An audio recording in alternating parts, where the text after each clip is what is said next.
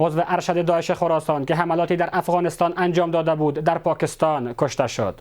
نصرت مشهور به پهلوان موسی و ابوذر در پشاور از بین رفت. او طراح چند حمله در سالهای 2021 و 22 در کابل بود. ابوذر در حالی در پشاور کشته شد که پاکستان افغانستان را به پناه دادن به حراس افغانی متهم می کند و اعضای داعش در خاک خودش کشته می شوند. واقعا کی تروریست پرور است؟ سلام بینندگان افغانستان 1400 در سراسر جهان، و این برنامه از تلویزیون جهانی یک خوش آمدید. من احمد شاه شکومن هستم و این مهم را بحث میگیرم با مهمانانم در این برنامه: آقای فضل من الله ممتاز، آگاه امور سیاسی اینجا در استودیو، و همچنان محمد عیسی اسحاقزی، آگاه روابط بین الملل از طریق خط اینترنت. با شما آغاز بکنیم آقای ممتاز، با اینکه پاکستانی ها پیوسته تهمت زدن و حالا بهتان زدن به افغانستان که گویا افغانستان بوده که حراس افغان پرور بوده، اما با تکرار دیدیم که در پاکستان اعضای داعش و دیگر گروه های حراس افغانی کشته میشن. واقعا کی تروریست پرور است؟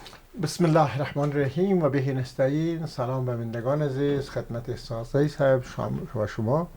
ممنون. ببینید دوست عزیز، ما یک تاسف میکنم و تعجب میکنم بر این که از وقت تأسیس پاکستان تا به حال که به حیث یک مهره یا یک غده سرطانی در منطقه بله نقش توظیفی را ادا میکنن نه نیابتی را. بعضی کسا موضوع نیابتی را اطلاق میکنن. اشتباه است. یک فرق بین گروه ها یا کشورها نیابتی و بین توظیفی وجود دارد. بله. نیابتی تعریفش ای است که در نیابت تقریبا 50% مصالح و منافع خود در نظر میگه، 50% از طرف کشور دیگی که نمایندگی میکنه. میشه. بله. اما توظیفی ای است که 100% نقش کشور حامی یا کسی که زرع کرده، ایجاد کرده گروه را یا نهادها را یا ای که کشورها را نقش از رو من حیث یک موظف ادا میکنه. دقیقا. نقش اسرائیل و نقش پاکستان با هم کاملا شباهت داره در منطقه. کاملا که امریکا یا انگلیس ها اینا خواستن، استعمارگرا خواستن که در جنوب آسیا همچنان در خاورمیانه اسرائیل همچنان پاکستان در اینجا ایجاد کنن به نام پاکستان. بله. ایجاد کنن تا به خاطر حامی و حافظ مصالحشان 100% در منطقه باشن. در منطقه بله. باشن.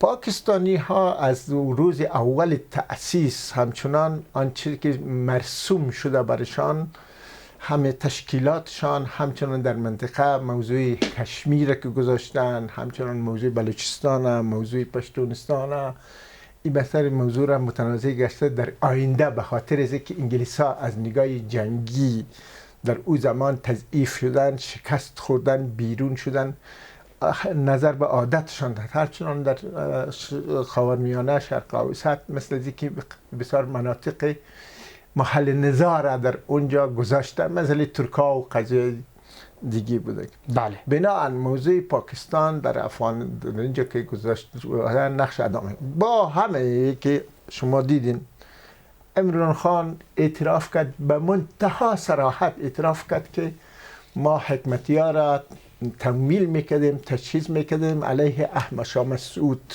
بله. اینجا پرویز مشرف همچنان به صراحت گفت که هیچگاه ما تحمل زیر نداریم که عکسای احمد شاه مسعود و استاد ربانی در جاها بوده باشه، اونا قدرتمند بوده باشه. دقیق. و عزیز همه دیگه جنرال پاکستانی و سیاستمدار جنرال امام دیگر چی کرنل امام و دیگه جنرال پاکستانی موضوع را به صراحت میگن و وضاحت گفتن. بسیار ولی جالب است، میبخشم مختوم اجازه بدید، جالب با وجودی همه این مسائل که رهبر القاعده در اونجا بود، دقیق، و اکثر حرکت های تروریستی در پاکستان دقیقا وجود داشت، 100 سال میشه که 50 سال به خصوص میشه که نقش مستقیم در جنگ افغانستان پاکستانیا داره، حتی قماندر اونا به دست دارن و بسیار واضح. تشکر.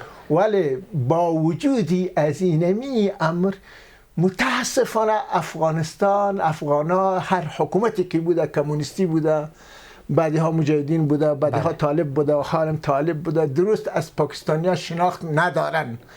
بناهن شما که بی مشکل در کلوس، حتی امریکایی ها این موضوع رو درست درک میکنن، خب حقیقت درک کردن، میدانن، ولی کمک میکنن. من خدمت شما عرض کنم بفرمایید. اونو داعش که میگه فعلا مثلا ممول کننده، تمویل کننده از یا تاسیس ایجاد کننده همگیش پاکستان است. بسیار تشکر. حتما برمیگردیم. امریکایا یعنیش امروز کشته شدن رهبر داعش خودش در ذات خود بزرگترین دلیل و استناد است و این خطر بزرگ است در آینده و برنامه آینده است. بسیار تشکر. حتما به شما برمیگردیم. صحبت‌های تکمیلی شما را هم خواهد داشتیم آقای ممتاز و آقای ساغزی. پاکستان همانند اسرائیل یک حکومت نیابتی نه، بلکه یک حکومت توظیفی از طرف بریتانیا و آمریکا به خاطر اجرای اعمال 100% و برنامه‌های اصلی بریتانیا و آمریکا است. خب سلام به شما آقای شکومن و ممتاز گرامی. بفرمایید. و بینندگان تلویزیون جهانی یک. ممنونتان. خب ما به این پیدستان که ما اگر بیاییم که از خود شروع کنیم، دقیق. یعنی مجموعاً برنامه‌هایی را که امروز بالای افغانستان تعمیل میشه یا مردم افغانستان شکنجه میکنه و یا افراطیت و تروریسم به افغانستان صادر میکنه، متاسفانه کشورهای اسلامی است. بله. یعنی ما چرا شکایت کنیم از کشورهای غیر اسلامی؟ شما ببینید پاکستان اول خود بیشتر آقای ممتاز در مورد مسائل برنامه‌های تروریستیشان گفتن که مسائل داعش است. اینا را القاعده را شما میسامه بن لادن اینا در پالی قماندانی کماندوی نظامی مخفی شده بوده. دقیق. و از اونجا بیرون شده و تقریبا همیال برنامه‌های بسیار گسترده وجود داره که هم القاعده هم داعش هم در ایران است هم در پاکستان است. بنابراین ما اول ببینیم که از دین مبین اسلام چقدر سوء استفاده افزاری صورت گرفته در تقابل با دین مبین اسلام، در تقابل با منافع ملی کشور ما و در تقابل با قوانین بین‌المللی. بنابراین بسیار مهم است که ما اول درست تعریف کنیم بیشتر افراد را که آگاهی ندارن از دین مبین اسلام، از منافع ملی خود، از اعلامیه جهانی حقوق بشر، اینا را میتونن فریب بدن. بله. حتی میتونن اجیر کنن، به گفته از اینا مزدور کنن. بنابراین برنامه‌های از اینا اول ببینین در مورد مهاجرین ما، هیچ انسان و هیچ مسلمان و هیچ کسی که حداقل وجدان ملی و انسانی داره در برابر مهاجرین افغانستان چنین رفتار نمیکنه. بله. کشورهای اسلامی ببینین لوچشان کردن، همچین زدشانه، پشت موتر انداختنشانه، خانهایشان وسبهشان ضبط کرد و حتی نماندن که پول بگیرن از پاکستان و از ایران. همطور رژیمش مردم پاکستان ما برش احترام داریم، مردم ایران احترام داریم برش، برای که ما فرهنگ‌های مختلف داریم، یکسان داریم، ما به حساب زبان ما مشترک است و مردم ها خودشان اینا مردمای خودم شکنجه میتن. امی ساختارها و رژیم پاکستان شما برنامه‌شان رو ببینین، تاریخشان تاریخ کودتاها است. درست. و تاریخی است که صدراعظمای خود کشتن، صدراعظمای خود زندانی کردن و بعداً در کمپاین‌های انتخاباتی تقلب بسیار گسترده وجود داره. بیایید اول از خود شروع کنیم که ما اول کشورهایی را که برنامه‌ها را زیر نام و چتر اسلام پیش میبرن و ما را سرکوب میکنن و نابود میکنن، هم شهروندان ما را، هم مردم خدا، هم مردم پاکستان و مردم ایران. بنابراین بسیار لازم است که ما برنامه‌های خود طوری پیش ببریم که اول تعریف شود که ما با کی متحد شویم، در داخل با کسی متحد شویم که او اعتقاد داره به منافع ملی کشور خود. منافع ملی حکم میکنه که ما هر تعصب کنار بزنیم. دقیق. تعصب در مابین اسلام هم نیست. اسلام دینی است که رب العالمین است، رب المسلمین هم نیست. هر کسی که است مخلوق بله. خداوند است، برش باید احترام گذاشته شود. بنابراین در پاکستان مؤلفه های چیزی که در اونجا وجود نداره در مورد مردمش و در مورد ما و شما و در مورد خود رژیمش. دین مبین اسلام نقص میشه در قدم نخست، منافع ملی نقص میشه و حقوق بشر نقص میشه. بسیار تشکر آقای ساقزایی. آقای ممتاز، افغانستان در طول دهه‌ها تعریف مشخص از دوست و دشمن خودش نداشته، آنچه حالا ظاهرا میشه از صحبت‌های آقای ساقزایی بگیریم؟ کاملا حرفشان درست است جناب ساقزایی صاحب، من تایید میکنم. بله. حتی متاسفانه در وزارت خارجه ما مرکز تحقیقاتی وجود نداره. به کشوری که میگه 5000 ساله ما تاریخ داریم، فکرت است؟ بله. یک بخشی وجود نداره در قسمت تحقیقاتی در قسمت ایران و پاکستان. دقیق. حتی ما تا به حال یک مدون نداریم که ما چی مشترکات با پاکستان داریم، چی تناقضات وجود داره، به تضادهای وجود داره بین ما و تضادهای منافع داریم با هم دیگر. بله. که ما روی مشترکات همکاری کنیم، روی تفاهم کنیم، بتانیم. هیچ چیزی وجود نداره. متاسفانه بس کل صراحت من میگم در هر نظامی که بوده از زمین 100 سال اخیر که ما میبینیم تا به حال، ما با قضایای بزرگ بسیار بازی کوچک میکنیم. بله. این بسیار با بازی کوچک میکنیم. همین امارت اسلامی که با وجودی فعلا مواجه هست با پاکستان و خیلی زیاد یعنی توقعات میره از اون غرور پاکستانیا، غریش پاکستانیا که ما میشنویم، امثال وزیر دفاع و کسای دیگه شان که اونا با تمتراق صحبت میکنن که احتمال جنگ تمام و عیار احتمال داره. بله. با وجود ازوی امارت اسلامی با اینمی بزرگی قضیه فعلا بسیار کوچک بازی میکنن. حالا چه کار میکنه که این بازی کوچکی هست و چه کار باید بکنه تا با این برنامه بزرگ بازی بزرگتری را بندازه؟ همگی میدانند که پاکستانیا حقیقت بگویم دشمن استراتژیک ماست. دقیق. دشمن وجودی ماست. باید بدانند یعنی پاکستانیا دشمن وجودی ماست. پاکستانیا در 50 سال بازی‌های خیلی بد خانمانسوز تباهکن در افغانستان انجام داده. بله. انجام داده.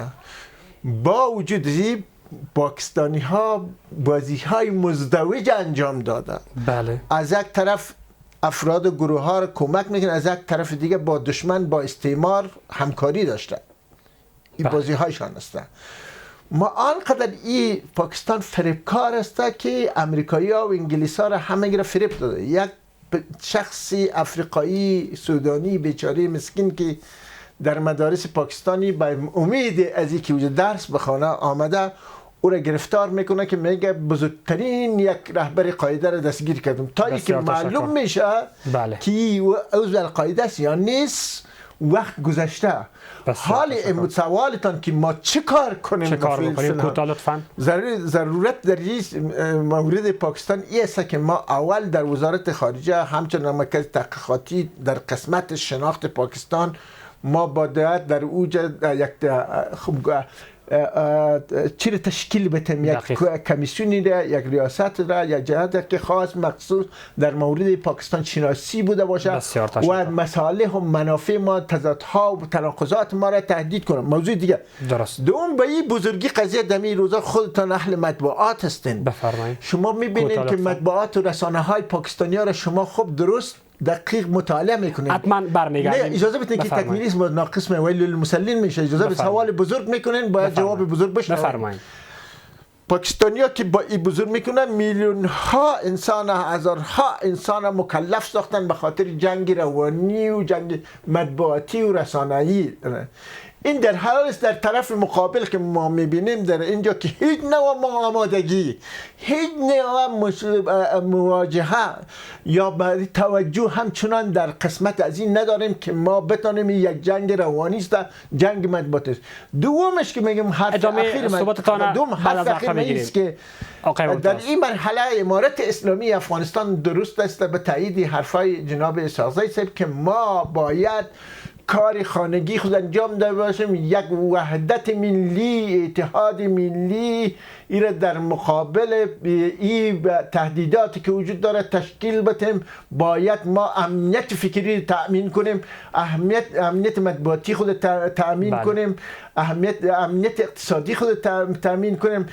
بهترین وقت امنیت فکری ماست که فعلا در خطر است. بسیار تشکر.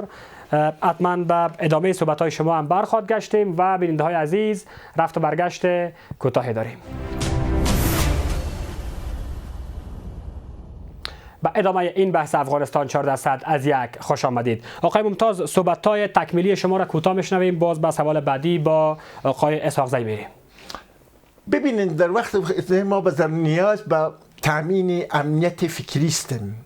فکر ما ضرورت به که اجماع ملی داشته باشیم. درست. و ما حقیقت همه حکومت موضوع پاکستان ربط نمیگیره به امارت و به طالب. موضوع پاکستان دشمنیش ربط نمیگیره به کمونیست ها، به برکارمل و نجیب. موضوع ارتباط نمیگیره به احمد شاه مسعود و استاد ربانی. درست.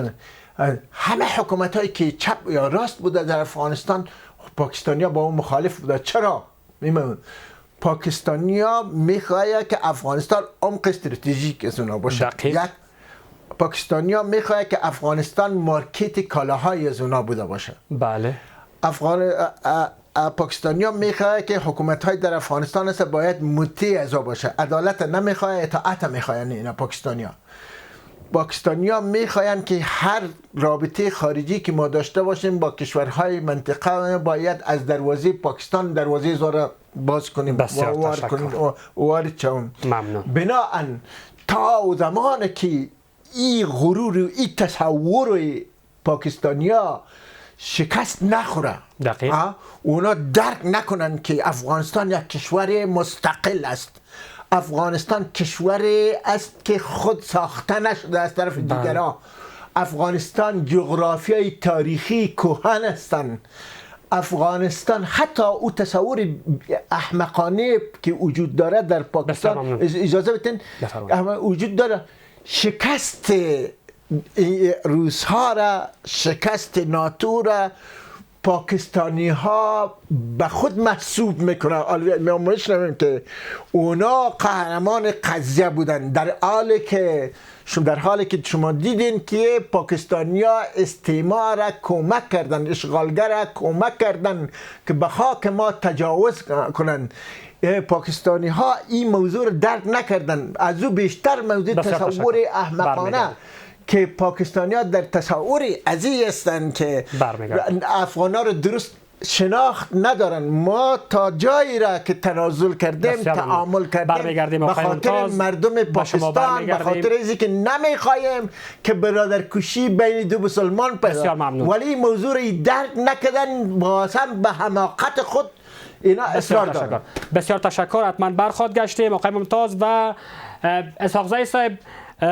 تا زمانی که این فکر در میان پاکستانی ها و در رژیم نظامی پاکستان تزریق نشه که افغانستان یک کشور مستقل آزاد هست و با هر کس که بخواه رابطه خوب یا بد تأمین میکنه جدا از آنچه که منافع پاکستان باشه، افغانستان به صلح و ثبات و امنیت نخواهد رسید. حالا آنچه آقای ممتاز گفتن بس این است که چگونه میتونیم اینمی فکر را در اذهان حکومت پاکستانی ها تزریق بکنیم، با وجودی که به تکرار گفته شده تحریک طالبان پاکستانی در افغانستان نیست، داعش در افغانستان سرکوب شده، اما هنوز هم میبینیم که این اتهامات از سوی پاکستان وجود داره. خوب، آقای ممتاز گفت که تاریخ باید بیاموزیم. واقعا اگر ما از تاریخ نیاموزیم، شما فکر کنید پاکستان چقدر یک کشور نوبنیاد و جوان است. تقریبا از 70 سال اگه حساب کنیم افغانستان 5000 سال تاریخ داره. بله. ما مولانا داشتیم، ابن سینای بلخی داشتیم، سید جمال الدین افغان داشتیم. یعنی اولین دکتری را که بود ابن سینا در جهان بود که فیلم ساخته شده هالیوود برش.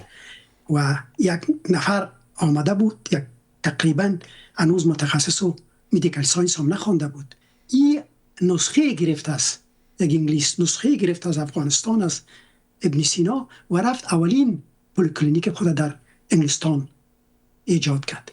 ما چقدر ثروت تاریخی داشتیم. شما امریکا را ببینید، 250 سال عمر داره. بله. شما درس دیگه است، اروپا را ببینید شما که پیش از جنگ دوم جهانی اینا چقدر جنگ کردن. جنگ‌های مذهبی بود، جنگ‌های نژادی بود، جنگ‌های قومی بود. میلیون‌ها انسان کشته و آواره و زخمی شدن، ولی آموختن از تاریخ. آموختن که این راه حل نیست. رهبرای ملی خود حمایت کردن، رهبرایی که دوست داشتن وطن خود، آزادی را، عدالت، اینا بالاخره امروز سرت ندارن. امروز با هم در تفاهم هستند. یک کشور مثل البانیا کشور مسلمان است، در تمام اطرافش کشورهای غیر مسلمان، ولی دروازه‌اش باز است. هیچ کس به او تهدید و اذیت نمیکنن. بنابراین ما به یقین هستیم که ما بسیار مستلزم هستیم که اول یک دولت ملی و رهبرای ملی را مردم ما آگاهی پیدا کنند، رهبرای ملی و آزادیخواه و طرفدار عدالت روشنگری کنند که رهبرای ملی بیان و باز قانون بسازن. قانون یعنی رابطه عادلانه دولت با مردم. بله. قانون یعنی رابطه عادلانه انسانی بر بنیاد اعلامیه جهانی حقوق بشر با جهان. بنابراین ما کوشش کنیم که شما ببینید کشورهای دیگه حالا جنگ و جدال وجود نداره. ژاپن ببینید پیش از جنگ جهانی چه قسم برنامه داشت که هتلر یک جایی بود، ولی بعد از جنگ دوم جهانی کاملا درس گرفتن از سیاست‌های خود. سنگاپور ببینید کشوری بسیار محدود در بین سه ابرقدرت قرار داره، چین و هند و غرب. بنابراین ما باید برنامه‌های خود با مدبرانه و عاقلانه با بنیاد منافع ملی خود و آزادی و عدالت پیش ببریم. این مستلزم است که رهبرای واقعا ملی اداره کنه مملکت و هیچ کس بالاتر از قانون نباشه. قانون باید تمام عقاید سیاسی، اجتماعی و مذهبی مردم تامین و تضمین کنه. اسحاق صاحب، حالا بریم به بحث مشخصا پاکستان. این که منفعت اصلی پاکستان چیست که توریست پروری بکنه و اتهامش بزنه به افغانستان؟ آنچه قبلا هم اشاره شد، آقای ممتاز گفتن که در واقع پاکستان یک کشور نیابتی نه بلکه یک کشور توظیفی هستند. حالا منفعت‌های اصلی پاکستان را در پرورش و تربیت توریسم چگونه میتونیم برش بشماریم؟ هر وقتی که ما ضعیف باشیم، ببینید در طی 46 سال یا 50 سال کودتاهای متعدد صورت گرفت. دقیق. ساختارهای ایدئولوژیک به وجود آمد. هر کدامشان رابطه داشتن با تقریبا امو وابسته بودن با خارجی ها. اگر ما واقعا می باشیم، نیرومند باشیم، یک دولت ملی داشته باشیم که اونجا زمینای تکنولوژی را، زمینای علم معاصر را گسترش بده. و ما امروز رقابت های علمی است، تکنولوژی است. امروز تکنولوژی هر فواره در مسائل اقتصاد، اجتماع و بالاخره مسائل نظامی میته.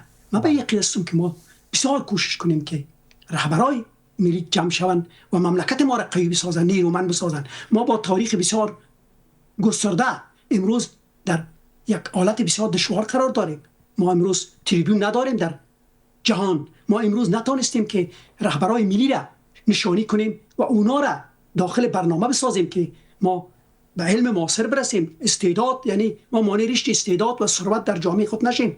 یعنی چرا امریکایی ها 250 سال امروز یک ابرقدرت دنیا شدن؟ بله. اونا رهبرایشان مثل توماس جفرسون اعلامیه استقلال امریکا را نوشته کرد که با اساس حقوق بشر بود. اونا ابراهیم لینکلن بردگی از بین برد اوجا جنگ شمال جنوب قطع کرد. ما به رهبرای ملی و آزادیخواه که هم به آزادی، هم به منافع ملی، هم به دین خود و هم به اساسات حقوق بشر احترام بگذاره و معتقد باشه و برنامه را ملی خود با می مالفات پیش بره. تلاش کنیم که خود قوی بسازیم، تلاش کنیم که خود نیرومند بسازیم و از هر نوع گزند افراطیت و از هر نوع گزند در تقابل به منافع ملی و حقوق بشر اجتناب کنیم. بسیار تشکر. آقای ممتاز، جنبندی شما را در این سوال میگیرم که منفعت پاکستان مشخصا چیست و چگونه امارت اسلامی بتونه با اون منفعت ها کنار بیایه که همزمان بتونه استقلال خودش حفظ بکنه تا ما یک همسایگی برد داشته باشیم.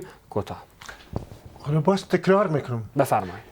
تا زمانی که این تصور تعالی غرور که در پاکستانیا وجود داره که ما او رو تغییر ندیم در قسمت افغانستان، هیچ وقت نمیتونیم با پاکستانیا کنار بیاییم. چگونه باید تغییر بدیم؟ اولین تغییری که است وحدت ملی است که امارت اسلامی افغانستان باید او را رقم بزنه. بله. در تاریخ 70 سال و بیشتر که پاکستان تعامل داریم، پاکستانیا خود از یا عنصر اساسی نبودن. سیاست هایی که برای پاکستان ترسیم شده ترهیدی از طرف بیگار، از طرف انگلیس ها شده. انگلیس ها در فکر انتقام شکست خود هستند تا حال. بله. شکست خود هستند. انگلیس ها اولین کاری کردن که کسایی که اونا را شکست داده بودن، افغانایی که او طرف خط دیورند است، طرف شکست دارن، انتقام گرفتن و انتقام میگیرن. پس باید به وحدت برسیم. بله، بسیار تشکر. این از مغز پاکستانیا نیست، برای پاکستانیا ترسیم میشه. حالا اگر ما سکوت کنیم، باور شما داشته باشین که طرح جنگ پاکستان، تجاوز پاکستان در واشنگتن صورت گرفت بین ریگان و بین ترامپ و بین آسم منیر در اونجا. در اون زمان فکرتان باشه که آسم منیر پیشنهاد کرده بود برای ترامپ که موضوع افغانستان با ما واگذار کنین. بسیار ممنون. تا زمانی که ما مفکوری تعالی و غرور پاکستانیا را تغییر ندیم که افغانستان یک کشور مستقل، آزاد، موحد، وحدت است. دومش ضرور است که ما در افغانستان یک وحدت ملی را تشکیل بدیم. بریم از فرصت ها باید استفاده کنیم. حرف اخیرم. بفرمایید. شما در اینی روزها شما دیدین که همه مردم افغانستان بلا استثناء که اختلافات سیاسی خود گذاشتن در مقابل پاکستانیا، اینا آماده شدن، همکار شدن با امارت اسلامی. باید امارت اسلامی این موضوع را درک کنن که مردم وقتی که در افغانستان در مورد تجاوز قرار میگیره، احساسات ملی مردم زنده است. به استثناء یک تعداد کسا که صدای شاذ و نادر را بلند کردن، خوشحالی کردن به حمله پاکستان. اما ما برتان میگم که در هر قوانین فرصت محدود است، استثناء وجود داره، مانند ازی که در قوانین فقهی خنثی مشکل مستثناست. بسیار تشکر آقای ممتاز. و آقای اسحاق زی، در عرض 30 ثانیه جنبندی شما را از بحث امروز می داشته باشیم. پاکستان در یک انزوای کامل ملی و جهانی قرار داره. دقیق.